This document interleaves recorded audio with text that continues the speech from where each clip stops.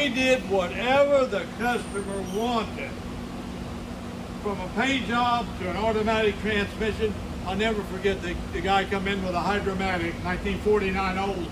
He said, there's something wrong with my transmission, can you fix it? I said, it has to come out of the car. Well, how much will that be? It'll be $50, including parts. I never touched one. He left the car. I had a motor manual, I still have it. Opened up the motor manual, there it is, page by page, how to do it. And a couple, three little tools that are necessary. I called my tool man up. He come out. He had the little pieces, and he had a jack, a transmission jack, that you had to have to let it down.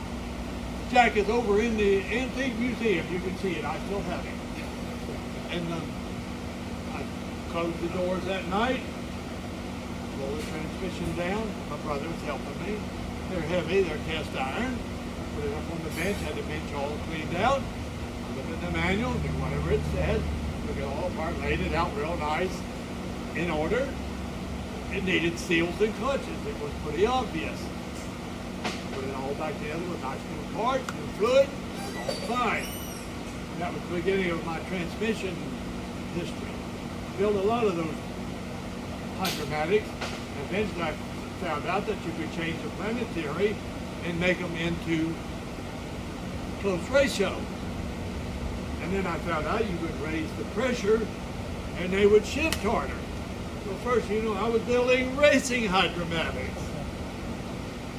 And only got like $75, I mean, I ground the valves in a 52 Cadillac, complete drive-in, drive-out, $52.